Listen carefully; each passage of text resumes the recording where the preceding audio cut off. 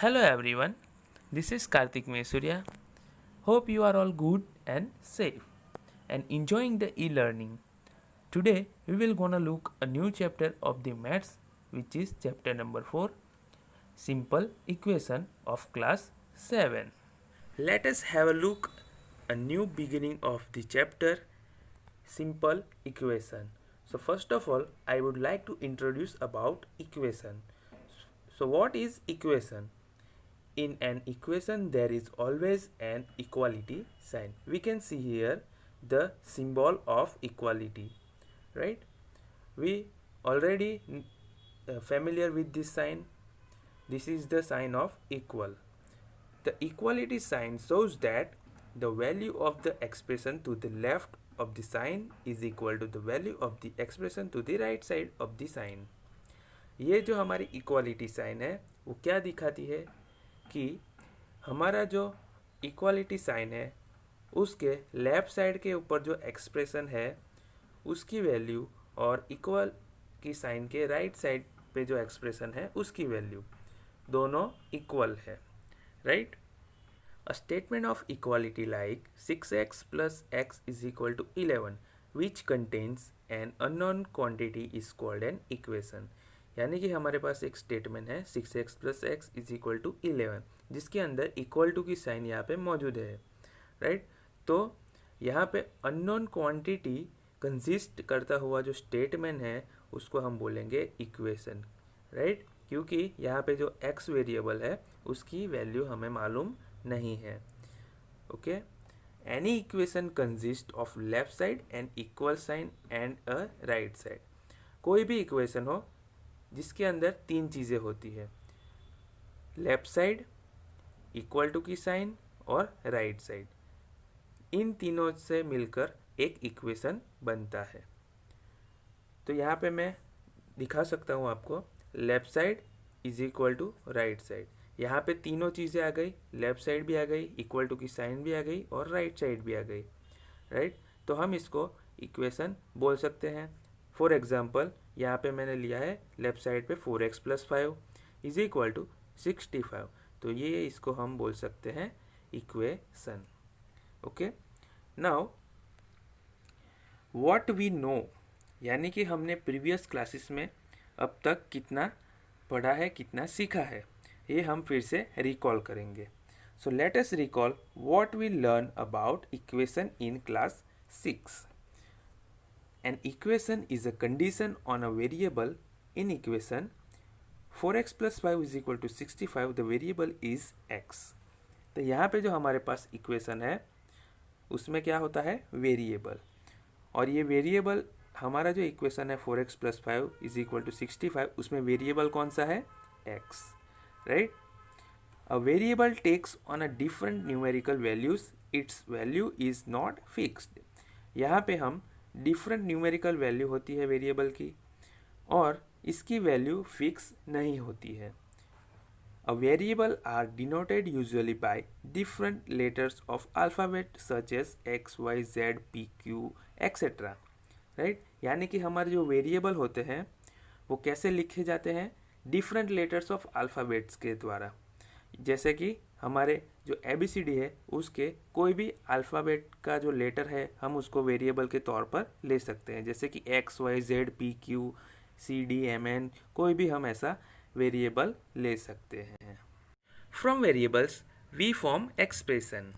और ये जो हमारे वेरिएबल्स है उसके ऊपर से हम एक्सप्रेशन को बना सकते हैं. आपको दिमाग में आ रहा होगा कि ये एक्सप्रेशन क्या होता है, ये कैसे बनता है. तो हम देखेंगे. The expression are formed by performing operation like addition, subtraction, multiplication and division on the variables.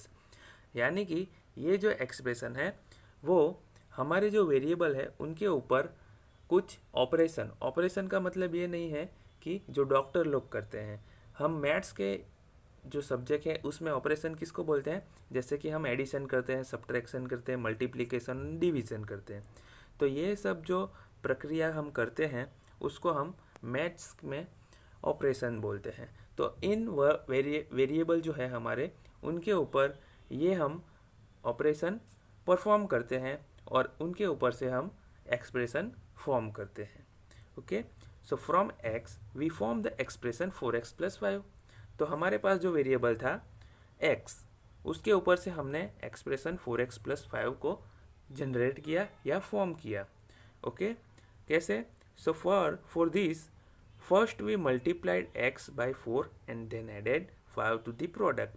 तो हमने ये एक्सप्रेशन कैसे फॉर्म किया?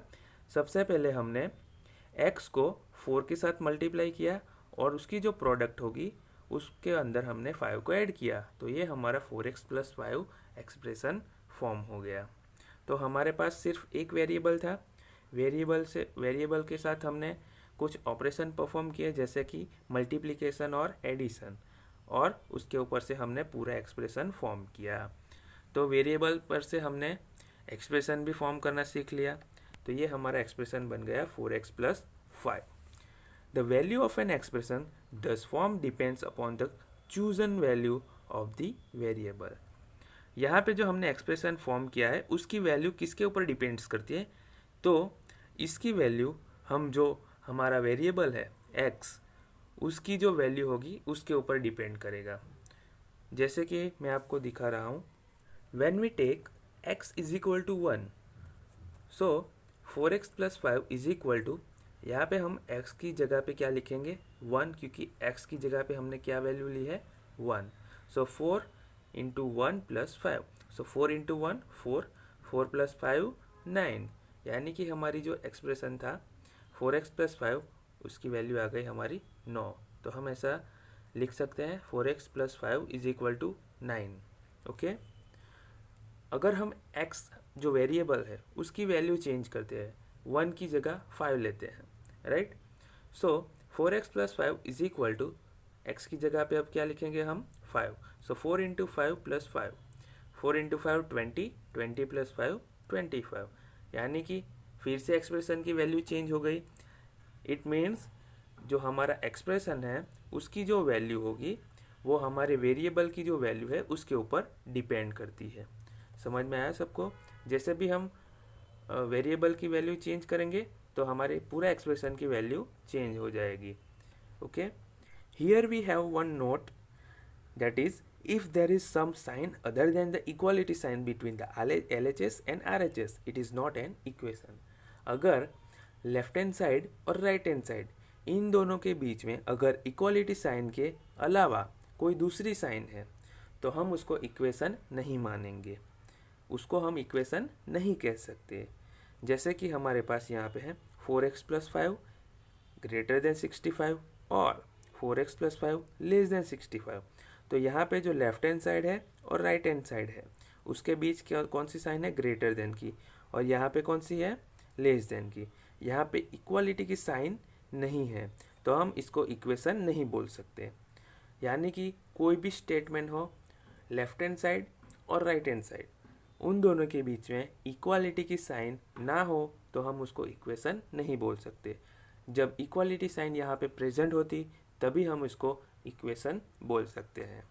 तो आज सबको समझ आ गया होगा कि इक्वेशन क्या है और इक्वेशन के अंदर जो वेरिएबल है एक्सप्रेशन है, और इक्वेशन कैसे बनता है ये भी हमने आज देख लिया।